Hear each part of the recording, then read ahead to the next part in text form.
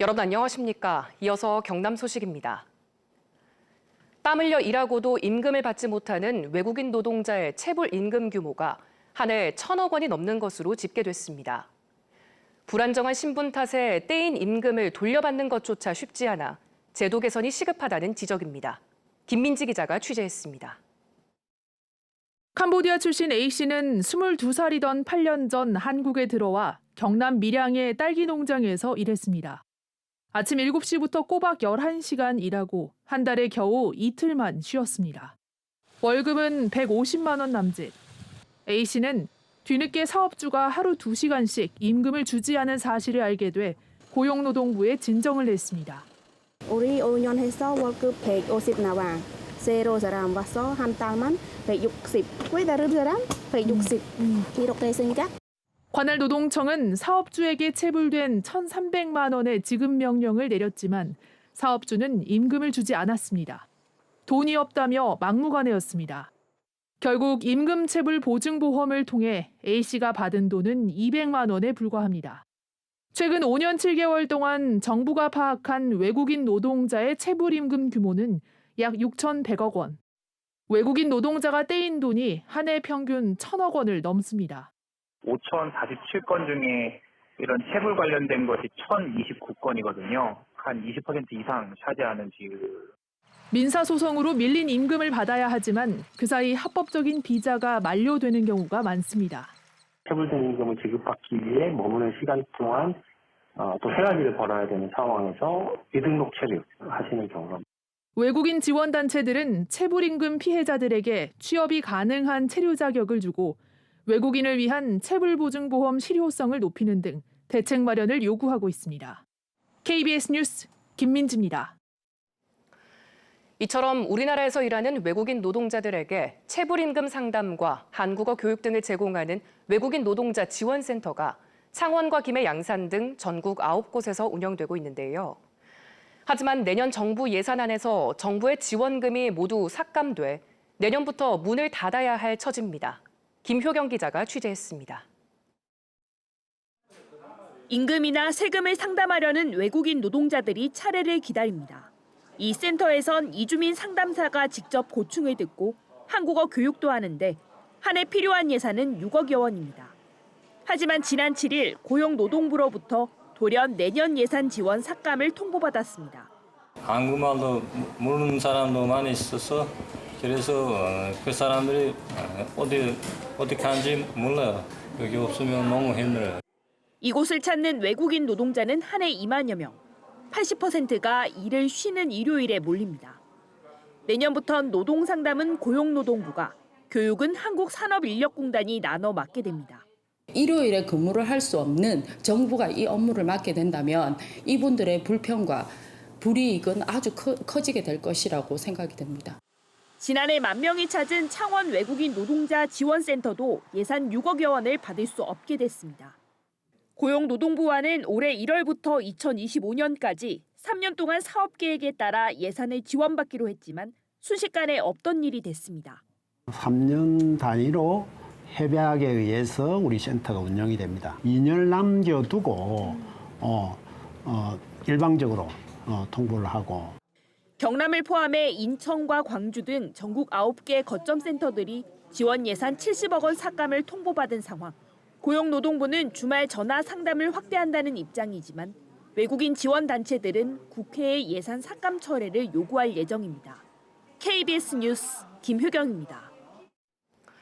올해 정부의 세수 감소가 역대 최대인 60조 원에 이를 것으로 추정돼 경상남도와 경상남도 교육청에 예산 집행에 비상이 걸렸습니다. 더 큰 문제는 내년인데 이 두 기관에서만 9천억 원의 지방 예산 결손이 예상되고 경남 각 시군도 마찬가지여서 사업 차질이 불가피해졌습니다. 천연수 기자가 보도합니다. 올해 나라 살림 중 400조 원으로 잡은 국세 수입에서 60조 원이 부족할 것으로 예상됩니다. 지방으로 내려주는 교부세와 교육비 특별회계도 당연히 줄어듭니다. 경상남도는 올해 3,700억 원이 빌 것으로 예상됩니다. 살림살이가 괜찮을지 도의회에서 걱정이 쏟아졌습니다. 세임 여건이 악화되어 재정 운영이 매우 힘든 상황에 봉착해 있습니다. 중앙정부의 기침은 지방 정부의 몸살이 된다라고 표현하였습니다. 경상남도는 도민 안전과 복지, 핵심 전략 산업 투자는 줄이지 않을 것이라고 선을 그었습니다. 다시 한번 합리적인 재정 운용을 위한 세출 구조 조정이 꼭 필요하지 않느냐, 긴축 재정을 운영할 수밖에 없는 상황이다 이렇게 말씀드릴 수가 있습니다. 중앙정부 예산 의존도가 97%인 경상남도 교육청은 결손 규모가 더 큽니다. 올해 6,700억 원이 빌 것으로 추산됩니다. 경남교육청은 유사 중복 사업을 통합하고 1조 6,800억 원인 적립기금을 쓰겠다고 설명했습니다. 하지만 기준을 초과한 인건비 삭감 요구에는 반대 입장을 밝혔습니다. 교육부가 정해주는 기준에 벗어나기는 했지만 터무니없이 지나치게 많다고 생각하지는 않습니다만 그런 정책 수요 때문에 다른 시도보다 좀 많다는 것은 경남 각 시군에서는 올해 7천억 원 이상 결손이 예상됩니다. 더 큰 문제는 내년입니다. 경상남도가 4,700억 원, 경상남도 교육청이 4,600억 원 정도 줄 것이란 추산치가 나왔습니다. 경상남도와 경상남도 교육청은 당장 올해부터 예산 씀씀이를 줄여 나가야 하지만 어떤 사업을 얼마나 줄일 것인지에 대해서는 구체적으로 밝히지 않고 있습니다. 일부 사업은 축소나 백지화될 수밖에 없습니다. 경상남도 등은 지방세 체납 징수를 강화하고 새로운 재원을 발굴하며 부족한 예산을 메울 방법을 찾고 있습니다.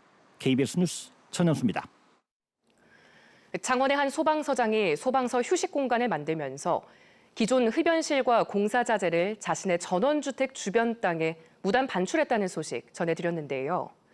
이 소방서장이 전원주택을 짓는 과정에서 같은 소방서 직원까지 동원했다는 의혹이 추가로 제기됐습니다. 이영관 기자입니다. 창원의 한 소방서장 A씨가 지난해 10월부터 짓고 있는 전원주택입니다.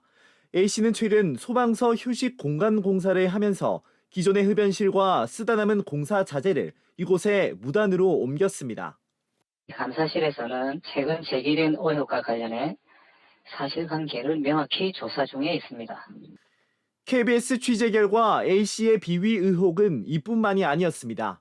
소방서장인 A씨가 자신의 전원주택을 지으면서 부하 직원 2명을 불러 건축 자재인 창호를 운반하고 설치해달라고 요구했다는 내용입니다. A씨의 요구는 지난 3월부터 최근까지 4-5차례에 걸쳐 모두 휴일에만 이뤄졌고 해당 소방관들은 하루 1시간 안팎으로 A씨의 일을 도운 것으로 나타났습니다. 해당 소방관들은 A씨가 개인적인 일을 부탁한 것은 맞지만 자발적으로 도와준 거라 문제를 제기하지 않겠다는 입장입니다. 이들은 KBS 취재진에게 A씨와 개인적으로 친한 사이라며 거절할 정도로 어려운 일은 아니라서 부탁을 들어줬다고 말했습니다. A씨 역시 공과 사를 명확히 가려야 했는데 친분이 있어 도움을 받았다며 강요나 강압은 전혀 없었다고 해명했습니다. 하지만 고용노동부는 개인 심부름 등 업무 외적인 일을 지속적, 반복적으로 시키는 것은 직장 내 괴롭힘으로 간주하고 있습니다. 피해의 감정을 느꼈느냐가 중요한 요소일 수 있기는 하나 다른 사람이었다라면 이 상황은 객관적으로 업무상 적정 범위로 완전히 벗어나고 있는 사적 행위에 대한 지시이기 때문에 창원시는 소방서장 A씨에게 제기된 추가 의혹에 대해서도 조사를 진행하고 있으며 피해 당사자 의사를 반영해 종합적인 판단을 하겠다고 밝혔습니다. KBS 뉴스 이형관입니다. 현재 서해상에서 기압골에 의한 비구름대가 다가오고 있습니다. 우리 지역은 아침까지 곳곳으로 약하게 빗방울만 날리겠지만 오전부터는 대부분 지역으로 점차 확대되겠는데요. 내일까지 예상되는 강수량은 10에서 60mm 정도로 곳에 따라 돌풍과 함께 천둥 번개가 치는 곳이 있겠습니다. 이번 비는 휴일인 일요일까지 길게 이어지겠습니다. 한편 비가 내리면서 30도를 웃돌던 늦더위는 점차 누그러지겠는데요. 오늘 창원의 한낮 기온이 29도, 내일은 27도까지 내려가면서 점차 예년 수준을 되찾겠고요. 당분간 대부분 지역에서의 낮 기온이 28도 안팎을 보이겠습니다. 자세한 지역별 기온 살펴보겠습니다. 현재 기온 창원이 25도, 창녕이 24도를 보이고 있습니다. 한낮에는 창원이 29도, 거제가 28도로 어제보다는 기온이 조금 낮겠지만 여전히 예년 수준을 웃돌겠습니다. 서부 지역도 진주가 24도, 합천이 23도로 출발하는 아침이고요. 한낮에는 진주가 28도, 서해안도, 사천이 29도 예상됩니다. 바다의 물결은 먼바다를 중심으로 최고 1.5m로 비교적 잔잔하게 일겠습니다. 이번 비는 일요일까지 길게 이어지겠고 당분간 낮 기온 28도 안팎으로 예년 수준을 웃돌겠습니다. 날씨였습니다. 경남도의회가 교권 보호를 위한 소송 비용 지원 조례안을 추진합니다. 경남도의회 교육위원회 노치환 의원이 발의를 준비하고 있는 이 조례안은 경상남도 교육청 교원과 공무원이 정당한 직무수행 과정에서 수사를 받거나 기소 또는 피소될 경우 소송 비용을 경남교육청이 지원하는 내용이 담깁니다. 노 의원은 법리 검토 등을 거쳐 다음 달 해당 조례안을 발의할 계획입니다. 교육부와 전국 시도교육청이 공동 주최하는 제13회 전국 상업경진대회가 내일부터 사흘 동안 창원과 진주 등에서 열립니다. 경남에서 처음 열리는 이번 대회에는 전국 상업계열 특성화고에서 지역 예선을 거친 학생 1,500여 명이 참가해 회계와 창업, 전자상거래 실무 등 11개 분야에서 실력을 겨룹니다.